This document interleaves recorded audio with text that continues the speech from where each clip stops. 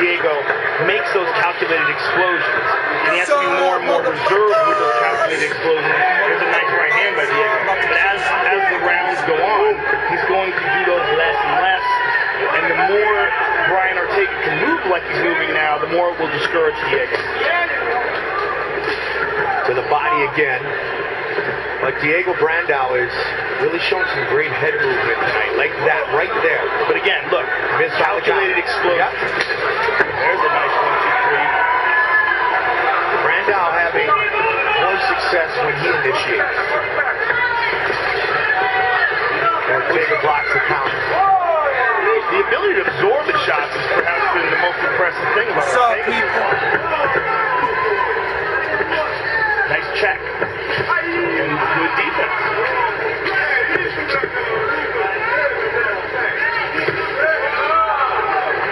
Diego Brandao definitely owning the center of the octagon. Got Ortega circled. Again, ducking under nicely. No wasted power there. Ortega saw that coming a mile away. Got his left leg up. That one went right through. 10 seconds remain in round 2. So now Ortega is in a dilemma. Because even though Diego's slowing down, Ortega hasn't really done anything to him. He hasn't hurt. He hasn't done. He could possibly be down 2 rounds here.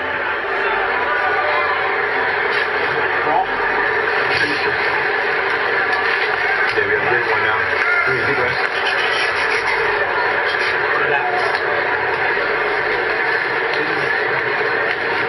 Ready for a takedown or what? Put him down in the battle? Huh? Ready to go takedown or what? Got one for me? Yeah, we have to, yeah. There's 2 steps on the cards right now, so we want to get in there.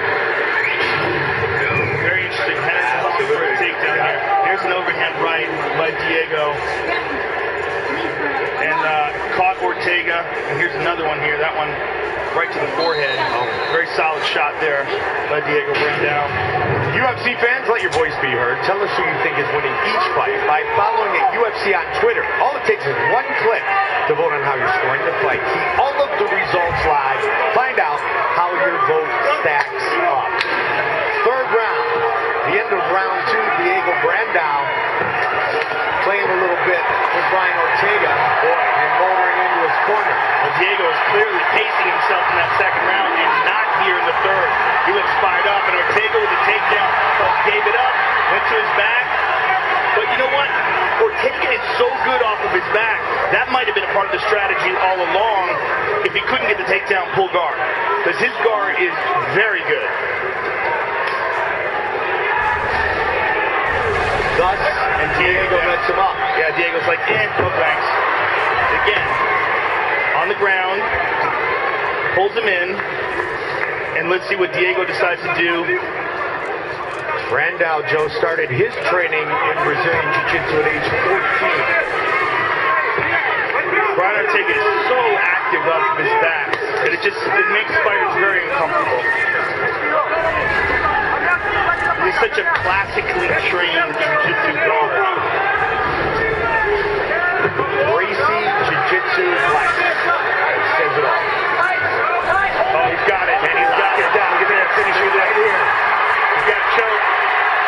Looking for the win. He's moving to the mount. Can he lock it in? To a guillotine here. Diego's in deep, deep trouble because Brian Ortega is a finisher. He's only got 1 arm in play. Diego's out for now at least. But he's going to go to an arm bar. He's going to go to a triangle. Look at how active he is. Beautiful. He tapped. Hit it all over. Beautiful. Brian Ortega. Ortega fucking submits fucking hands down. Shit. So beautiful to see. Jiu-Jitsu black belt. That is a classically trained Gracie Jiu-Jitsu black belt. Stole the words right out What of a my mouth. beautiful transition from choke to 2nd choke to triangle. I mean, man, let's take a look at that because that was just a work of art. Fight replay brought to you by Bud Light, the perfect beer for whatever happens. Here it is, go. Now let's look how he does it. So he gets a hold of him, and here's the scramble. Now, immediately, he goes to Anaconda. He's going to, so he's got an arm-in choke here, and he moves to the mount, turns it into a guillotine. He's only got one arm in play, so he decides to let it go, and he lets Diego scramble right into this triangle, slaps it on, and then look at immediately how he turns the angle. See the angle? Man, that is tight as a drum. That's beautiful. Brian Ortega remains unbeaten in his professional career. Winner by submission. To make it official, here's Bruce Buffer. Ladies and gentlemen, referee John McCarthy has called a stop to this contest at 1 minute, 37 seconds of the third round, declaring the winner by submission due to a triangle choke, Brian T-City Ortega!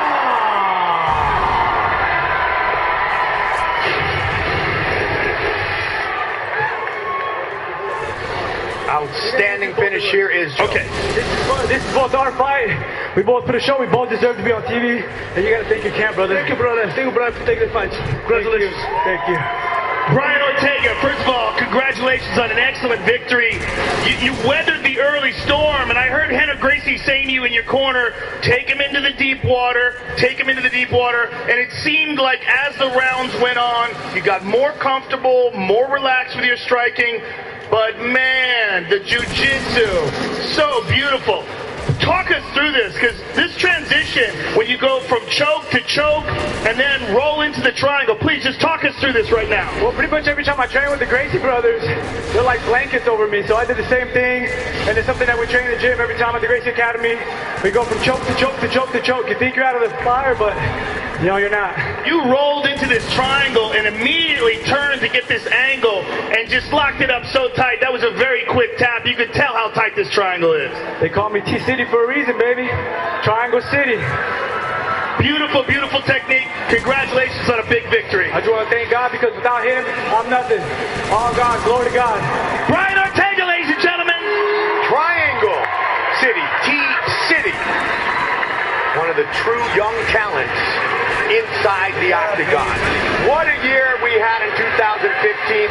So many new champions, including that man, the UFC middleweight champion of the world, Luke Rockhold. You boys got lucky. Owner of a win at middleweight over Robbie Lawler and Strikeforce, Lorenz Larkin has also found his true home at 170 pounds. And with a victory over Albert Tumanov tonight, he can move a step closer to a potential rematch with ruthless Robbie Lawler. His opponent, winner of 4 straight in the UFC, Albert Tumanov, was starting to make a name for himself with knockouts of Matt Dwyer and Alan Joban, and he could very well crash the welterweight top 10 with a win over Larkin tonight. And UFC fans, UFC President Dana White travels around the country with his friends, sampling the best in local food, fun, and fights as he scouts up-and-coming MMA talent. Dana White, looking for a fight, already discovered one great talent, Sage Northcutt, in 2015 and in 2016. Dana and the boys will hit the road to continue their search. Here's Johnny!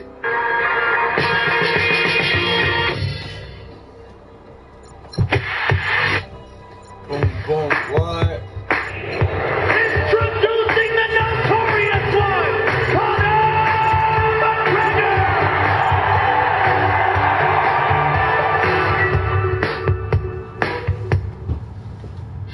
It's squeaky bum time for Brightside. He's one win away from his 5-team accumulator. But what he didn't bet on was the long arm of the linesman. But that's not going to ruin his night. He's Mr. Brightside. Bright in nature, bright in IQ. He knows at Ladbrokes 5 out of 5 you win and 4 out of 5 you don't lose. Place your 5-team ACCA at Ladbrokes this weekend. If one team lets you down, get your money back as a free bet. The greatest evil is not done now, but it is conceived and ordered in well-lighted offices by quiet men with white collars.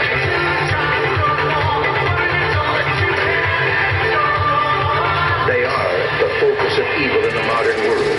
The head German spy thriller, Deutschland 83, on Channel 4.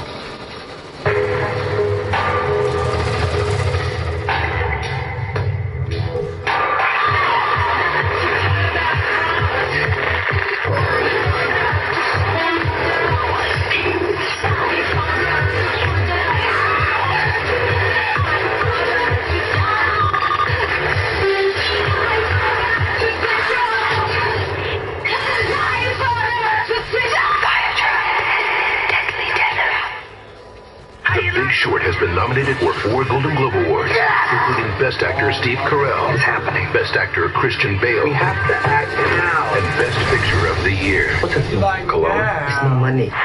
Christian Bale, Steve Carell, Ryan Gosling, Brad Pitt. Having fun yet? The Big Short.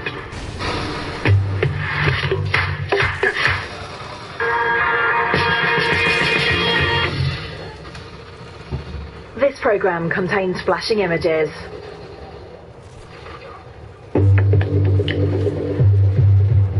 For the bout hitting Lorenz Larkin against fellow rising star Albert Tumanov. Albert brings it, and that's no surprise. Everybody knows that, and and from the fans, when they watch my fights, they know that I bring it. So it has all the recipe for fireworks. Чувствую себя отлично. Я рад, что у меня полоса 4 побед, и я не собираюсь останавливаться. A former middleweight prospect, Lorenz Larkin has found his home at welterweight, where he has won 2 straight in emphatic fashion, knocking out both John Howard and Santiago Ponzinibbio in bouts that earned the Monsoon a pair of performance bonuses. My goal tonight is just to, come back with a W, and keep this train going and keep doing what it takes to get me closer to that title. Ever since a debut split decision loss to Ildemar Alcantara in 2014, Russia's Albert Tumanov has won 4 straight, 3 by knockout. And in his most recent win at UFC 192, he picked up a Performance of the Night award for his impressive knockout of Alan Jouban. Я думаю, я готов победить любого в этом весе. Я иду к этому 6 лет, и у меня есть цель стать лучшим в мире. Я пройду сквозь любого.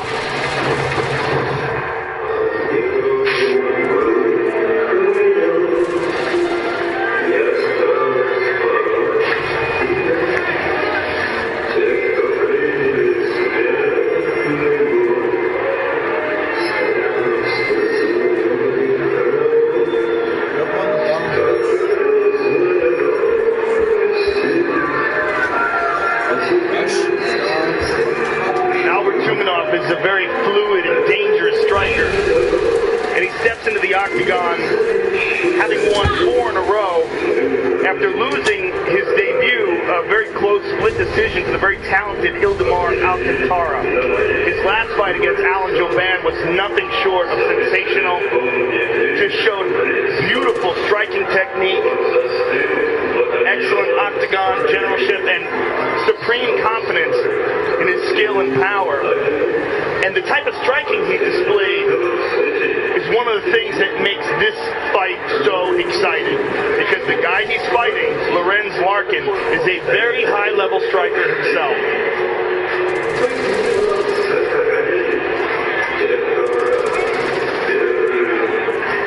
He has a Master of Sports in boxing in Russia. Russian hand-to-hand combat champion 2009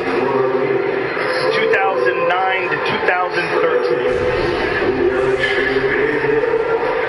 The skill set of these Russians, always seems to have that combat sambo, and they all seem to be masters at it, including the man we're going to see in the co-main event tonight, Andrei Arlovsky.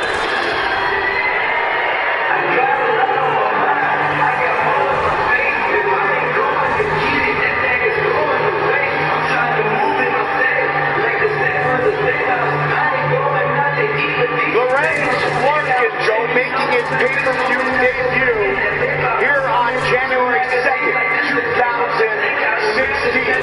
Since moving to 170, 2 knockout wins, 2 post-fight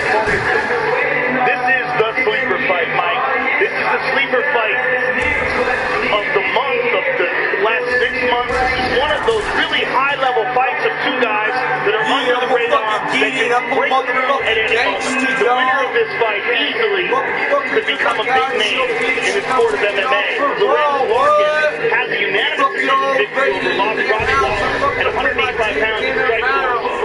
But as we saw when we were looking at that Ariel Helwani piece, it's a different Robbie Lawler. This is an unmotivated Robbie Lawler that just really was nowhere near as disciplined and as focused as he is now.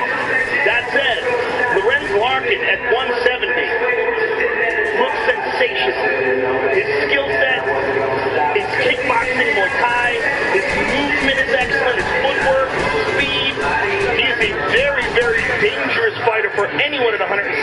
And it's probably hard for people to get fights because the threat level in comparison to the name, it's very unbalanced. Joe, referring to a great piece that Ariel Helwani did earlier tonight on FS1, kind of took us on a ride, an aerial ride, if you will, from Ariel Helwani of Robbie Lawler. Lorenz